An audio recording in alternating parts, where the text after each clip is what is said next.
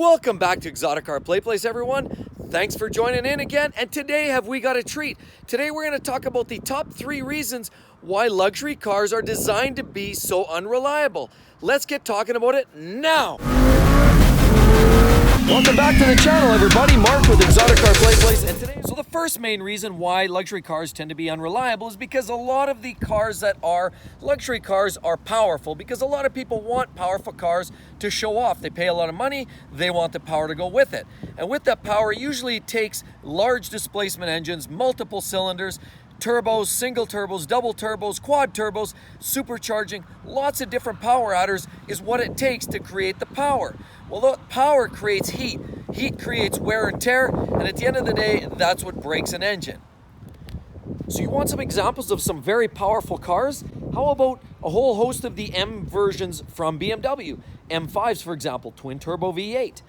X5M, twin turbo V8. How about the 760, 750 ILs from BMW? How about the whole host of Mercedes AMG cars, many of which have twin turbo V8 engines? How about Jaguars? A lot of them have supercharged V8s. And the list goes on and on. You'll see the trend. So it's not just the large engines that cost a lot of money to maintain, because they generally do. It's a lot of times they impose other stresses on the car. For example, powerful cars wear out rear tires faster. Powerful cars generally are kind of heavy and often eat the brakes. Powerful cars wreak havoc on transmission wear parts. Powerful cars also shear differentials. Powerful cars take a toll on the entire driveline because there's just that much torque on everything. There is only so much a piece of metal can tolerate before it decides to break. Now, another thing with powerful cars, luxury cars often are built to much tighter tolerances.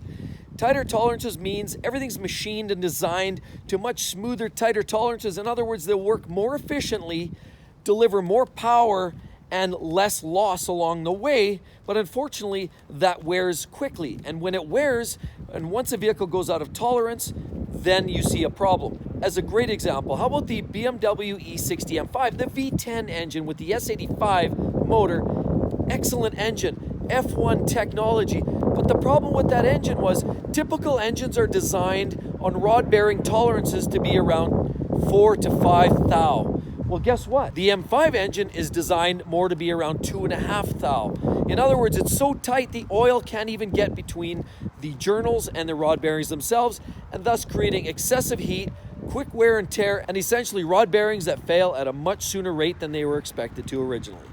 So the second reason why luxury cars tend to be unreliable goes to clout and status. And with clout and status, that really means that cars are designed to show off and show what they can do and give all of their features, for example, like soft closed doors, lane assist, pedestrian warning systems, gesture controls, HMIs or MMIs or iDrives, heated, cooled seats, air conditioning, full panoramic sunroofs, lots of great features to show off to your friends or your partners. But unfortunately, a lot of these devices cost money to fix and often are very unreliable in their very nature. And unfortunately, as a result, a lot of these vehicles have problems right out of the gates before you even get started. It's the extra things, like I just mentioned, that can create a lot of problems and a lot of time in the shop. And so do you want some great examples? How about the BMW 335 Coupe? Those came with the automatic seatbelt tensioners or adjusters. They would pop out, push the seatbelt so you could grab it easily, and then you take it away. Well, that's one of the known failures on those cars. As well as a Saturn I had years ago. Remember that GM car brand, Saturn? Well, I had one of those. They also had the seatbelt retractor, and that thing was a known failure. Mine never worked right out of the gates. That was a problem. How about one of the most reliable car manufacturers, Lexus? They too have failures, and it's not about their engine or transmission. It actually has to do with their navigation systems that either need to be reprogrammed or repaired, as well as some of the digital displays on the early cars that had the digital displays were known for failure. They would burn out, lose pixels. So again, technology that would take these things to the shop. So another reason these vehicles are planned to be unreliable is planned obsolescence. A lot of the premium upscale manufacturers, BMW, Benz, Audi, you name it, they're designed in such a way that they will only last 3 to 5 years because they know most people lease these vehicles and will move on to the next. Most of the people that buy these cars are in the know. They want the latest and they want the greatest. They want bragging rights, and as a result, they'll sell their car after 3 years, let the lease go by, and move on to the next. Trade it up, get the next greatest thing. It didn't matter to them. So for the most part, people that are buying these cars don't really care about a 7 or 8 year old Lexus or a BMW or a Mercedes. They don't care because most of those cars are off to the auction, trade in, or let the second or third owner deal with the headaches that are to follow. So there's the third reason why some of these premium brands are designed to be unreliable, largely because of the technology. And we touched on that briefly, but it really is about technology. For example, Tesla. How long do you think a Tesla is designed to last? Well, we don't know yet, because seldom have you seen cars that are high miles. But you know for a fact that batteries have a limited lifespan, and as a result, batteries will need replacing, and they will cost a lot of money. How about the electric motor? Well, they do wear. Trust me, I know electrical motors do not last forever. There's also wear and tear on bearings and every other aspect of a normal car. The only difference that you're saving there is the internal combustion engine, but there's a lot of other unique parts that will cause problems and that will fail down the road. So a Tesla is an example of a modern day tech that will fail. How about hybrids? Same problem. You've got batteries, you need technicians to be able to fix the problems. Too dangerous with the high voltage that is lurking under the hood. So there's a lot of things that you don't really plan for as a vehicle gets to be 5 to 7 to 10 years of age. So another thing that we have to talk about in terms of technology is transmission technology. Why? Because there's a lot of different options. CVTs, which are rarely used in premium luxury vehicles, but that's one option. 7-speed automatics, 8-speed automatics, and more. The list and the lineup keeps going, as well as double clutch or dual clutch transmissions, as well as how about single automated manuals, for example, like in the E60 M5 or a Lamborghini Gallardo or even a Lamborghini Aventador use a single automated manual. And so you want to know about complexity? How about a signal that you send from the paddle shifts goes down to an electric actuator which drives over hydraulic. So you have a lot of different parts in the link there that can fail at any given time. Now, DCTs, where do you find those? Well, many M cars, for example. You get into the M3s, M4s, M2s.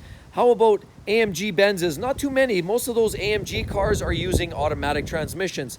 The latest and greatest M5 also uses an 8-speed automatic.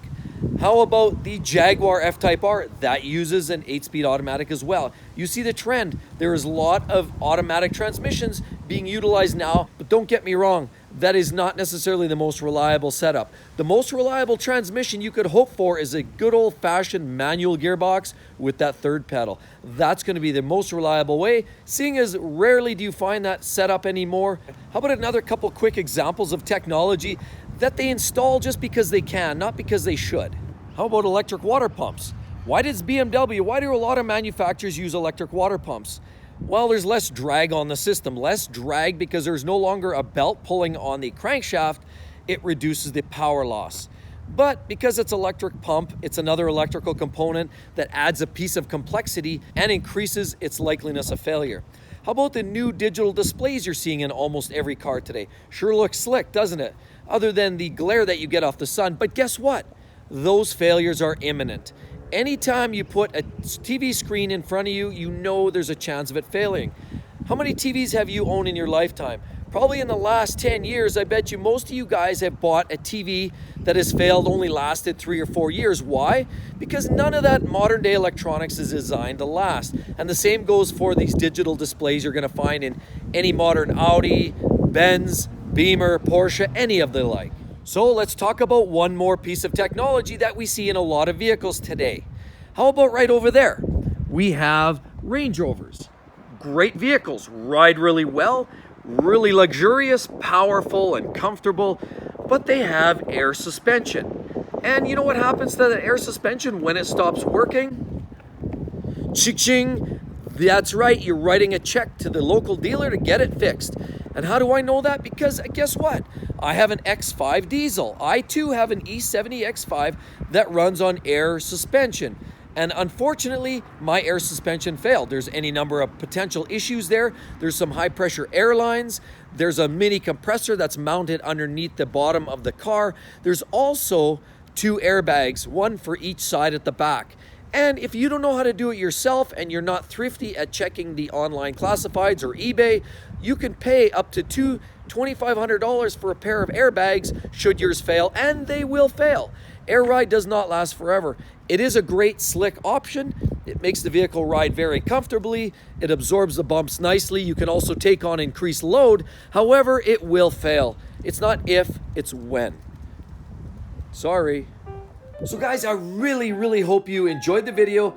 Please, if you did, subscribe to the channel. I'd love to see you guys come back for more. And as well, down below in the comments section, be sure to ask me a question of anything you want to know regarding import premium supercar world.